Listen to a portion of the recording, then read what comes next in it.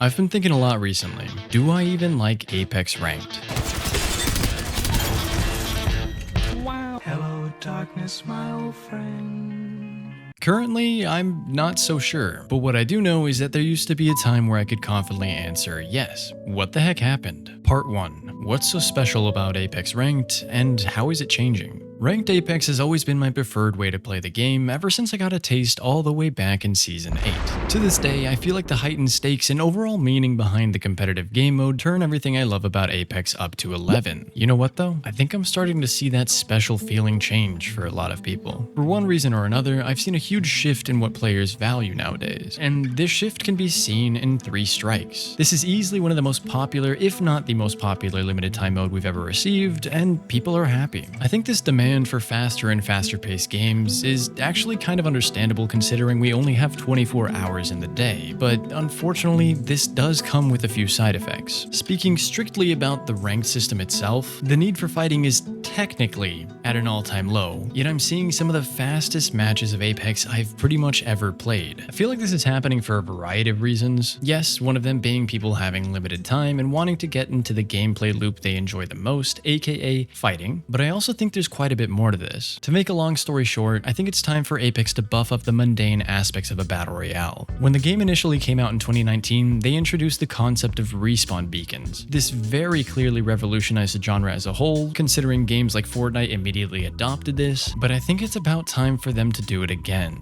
One of the main ideas I have to address this problem of players feeling like they're only engaged when fighting each other is to emphasize objectives. Currently, we have things like crafters, PvE, which is only available on Stormpoint, and of course, care packages. But currently, those feel like luxuries and not something that you need to interact with. On one side of things, I think it's good for players to be able to say yes or no to these systems, but a world where players are constantly engaging with each other trying to get these different objectives just sounds a little bit more interesting to me. I could be totally out of my mind with this take, but I genuinely do think this is an incredible way to make Apex consistently exciting. That's where I'll cut myself off though, as this isn't a video essay on how objectives could save Apex Legends. Back to talking about how ranked enriches Apex. Part 2. Theory crafting. One of my favorite elements brought on by the sweaty environment of ranked is that of theory crafting. It might be a little bit nerdy, yeah, but I've always loved thinking about interesting team compositions and unique strategies to try out. And as a matter of fact, this is exactly how metas are born. One of the best examples of how theory crafting created a meta brings us all the way back to Season 8 with Revenant and Octane. Back in my day, Revenant and Octane were seen as outrageous and unserious legends to play in ranked. Both of their kits seemed to clash with the way that Apex was being played at the time, but then some evil mastermind spent a little bit too much time theorizing various synergies among the cast, and we ended up with this, Revtane.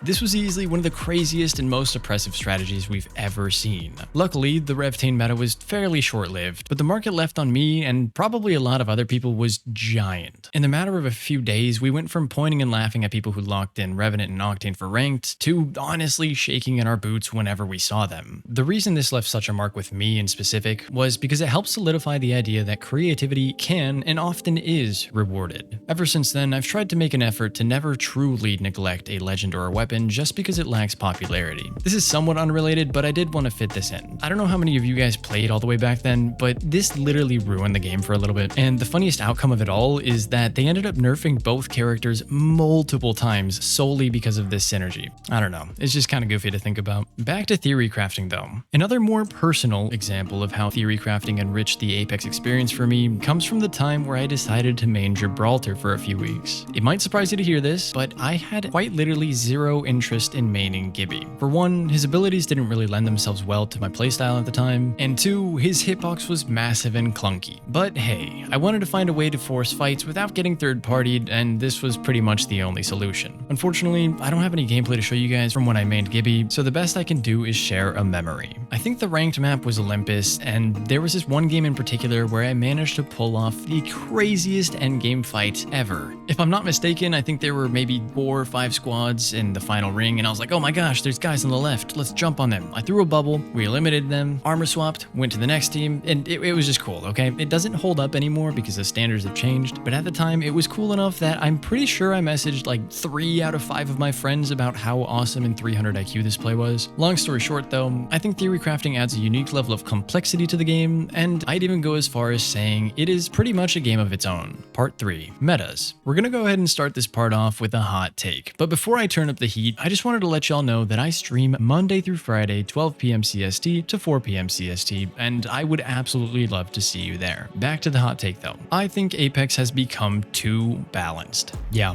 I said that. My current understanding of why balance changes happen is to better achieve a fair environment. I think that's pretty, universally accepted. And from a data analyzing perspective, I think this makes a lot of sense. But where this starts to fall off a little bit is when you take into account how perfect balance feels to play. I've been trying to hit Masters last second for the past week, and I swear to you, there are only 4 characters in the game. Horizon, Bangalore, Conduit, Revenant. That is it, nothing else. Is it because their synergy is S tier? Is it because pros are frequently picking them and what they do directly influences the game because blah blah blah? Yeah, kinda, but I think there's more to it, okay? Statistically, I'm willing to bet that most of the characters are good. You have outliers like Mirage and Lifeline that aren't super hot and probably won't ever be unless they get reworked, but mostly everyone else is useful despite the pick rates being so varied. So why is it that their pick rates are so varied? A huge part of ensuring we see a large variety of legends within Apex, in my opinion, is feeling. Most of Apex's underutilized legends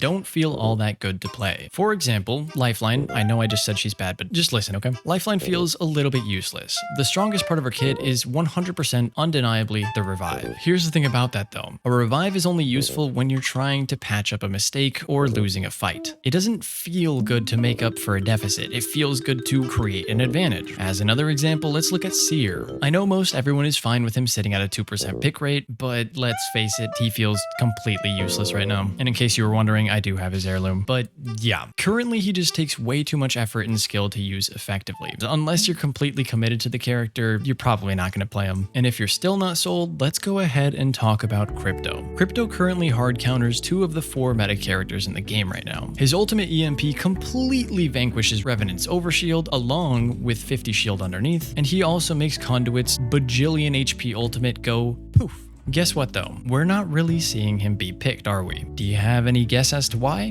Ding ding ding. Yeah, he doesn't feel good to play. I think his wonky feeling kit is legitimately the only thing holding him back right now. So I guess the question now is, what the heck are we supposed to do? Are certain characters just cursed to being permanently yucky? Kinda, but also no. The way I see it, we have 2 options. A, they rework outdated character designs to better fit what Apex is now, or B, they overtune underpicked legends in an attempt to increase diversity. Personally, I think my preferred choice here would be a B into A kind of situation, but if we're being completely realistic, reworks undeniably take a lot of resources and effort to go through with. So I guess I don't really have a solution. Me personally, I wouldn't mind short bursts of certain characters being insane. Like, I don't know, imagine Crypto just becomes the #1 most picked legend because he's super broken. I think that'd be fun. I'd laugh. I would definitely appreciate the change, but once again, that would have to be a short-term thing because balance is important, not just fun. And if you have any thoughts on this, go ahead and tell me down below. Part 4. Culture and expectations. Apex as a game isn't the only thing that's changed since release. A quick scroll through Reddit or Twitter makes it abundantly clear just how invested the community has become. This intense player investment has led to a lot of fantastic discoveries that have ultimately evolved the way we experience Apex. For example, we've discovered and popularized things like super gliding, armor swaps, recoil smoothing, and so on. But on the opposite side of the spectrum, we've also done a good bit of damage. First and foremost, something I'm sure you've all seen, the debate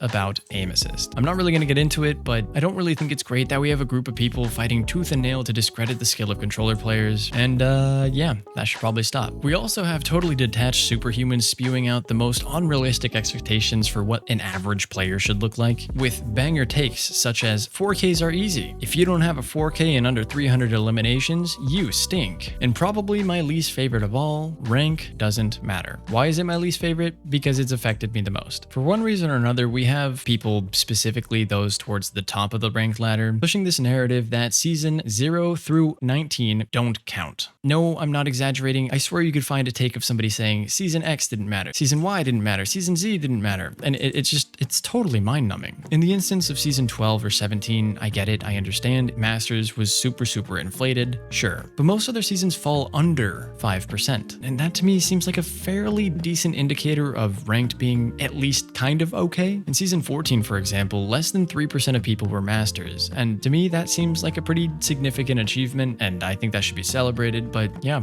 who knows? Apparently, ranked didn't matter that season. Part 5. How this affects us. The truth about these hot takes and unrealistic expectations is that they hurt the community. People feel talked down to, demotivated, discredited, unwelcomed, etc. And the unfortunate truth is that hearing the same 5 ideas repeated by pretty much everybody definitely begins to ingrain some of those thoughts in your own head. For example, if I've been spending a lot of time on YouTube or Twitch or Twitter, and I go to play Apex and my first thought upon being knocked is, he's on roller. I know I've been on the internet just a little bit too much recently. And hey, maybe I'm just weak-willed, but I genuinely do think that a lot of these ideas become ingrained in you and pretty much only worsen the echo chamber effect within the community. So next time you find yourself defaulting to a way of thinking that isn't all that great, I encourage you to sit there and think, why? This leads me to my final topic, part 6, acceptance and change. Season 20 is right around the corner, and with it is going to come a lot of change. Some of it is most likely going to make a lot of us feel quite uncomfortable, lost, confused, maybe even frustrated for a little bit, but just like you learned to play in the first place, you're going to learn to play again, and you're going to be perfectly fine after a few days. I think it's super important for us to accept what is happening and let the game evolve. It's kind of funny how we make fun of boomers for being super stuck in their ways and all that, but I see a lot of the same in younger people,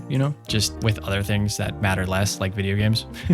But yeah, you may not understand why a lot of these changes are being made, but I promise you that they're well thought out. They've been crafted with intention, and as a whole, I guarantee you the developers just want this game to do better. And for those of you who are interested, there is a fantastic article out by Game Informer that goes into some pretty decent detail about the mindset behind a lot of the developers and kind of how they go about making a lot of these changes. So if you care about bettering your understanding of Apex and its development and all that stuff, I genuinely do think that you should go check it out. Worst case scenario, you think it's cool. Best case scenario, you become a little bit more empathetic. Thank you guys for watching. Peace.